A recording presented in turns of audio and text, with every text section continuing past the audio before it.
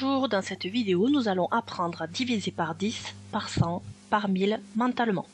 Donc cette vidéo va être en deux parties. Une première partie où on va introduire les différentes notions, on va expliquer comment ça fonctionne et ensuite on fera la leçon correspondante. Alors, quand on divise par 10, le nombre obtenu est 10 fois plus petit. Donc on va le faire sur deux exemples, on va regarder ce que ça donne. Donc j'ai dressé le tableau des classes. On place le premier nombre dans le tableau, le chiffre des unités, vu que ce nombre entier c'est 5, on le place dans le tableau. On place les autres chiffres, et quand on divise par 10, eh bien le chiffre des unités devient le chiffre des dixièmes. On place le reste des chiffres.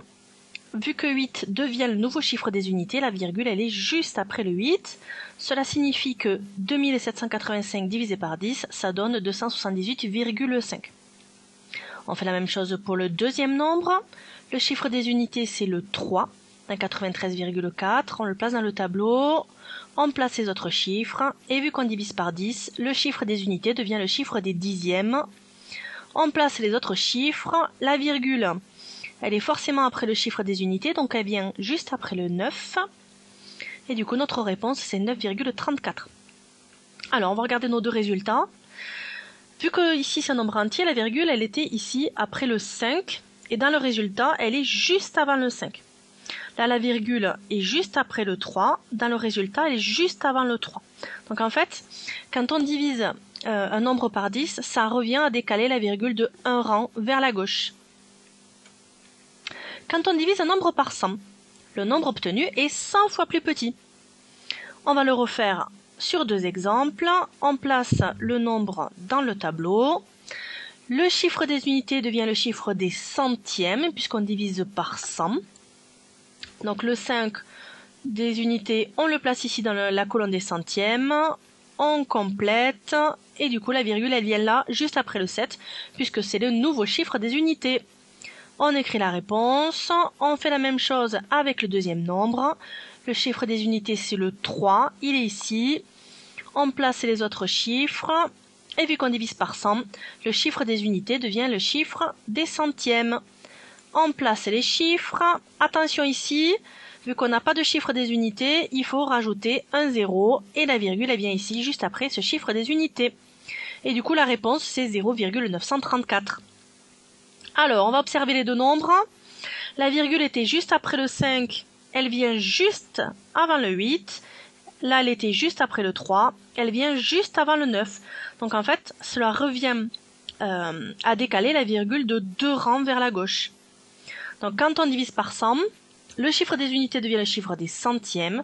Et cela revient aussi à décaler la virgule de 2 rangs vers la gauche. Allez, maintenant, on fait la même chose pour 1000. Quand on divise un nombre par 1000, le nombre obtenu est 1000 fois plus petit. Encore deux exemples, on les place dans le tableau. Quand on divise par 1000, le chiffre des unités devient le chiffre des millièmes. On complète. La virgule, du coup, elle vient ici après le nouveau chiffre des unités. Donc notre réponse, c'est 2,785.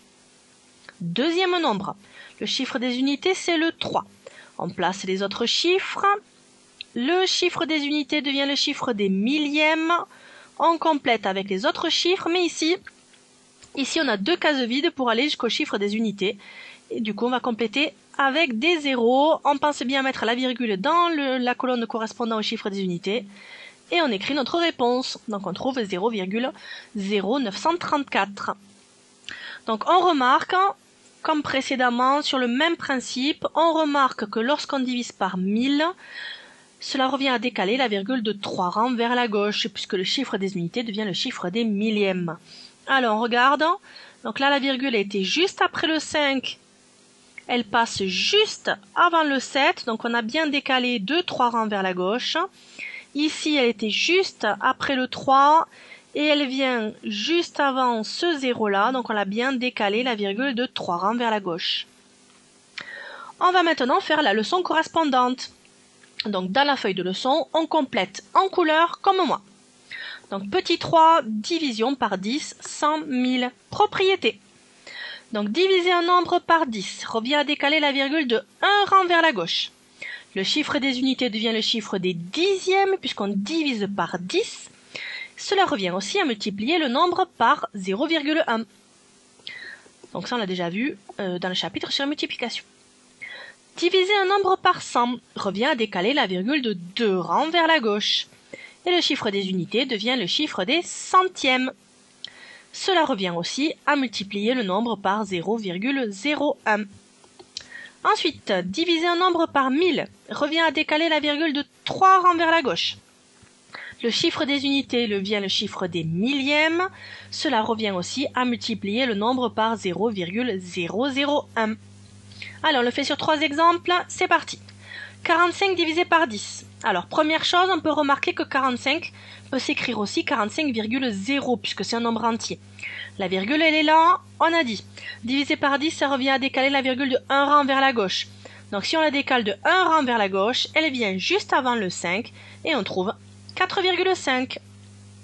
Deuxième exemple, 617,8 divisé par 100. La virgule est juste après le 7.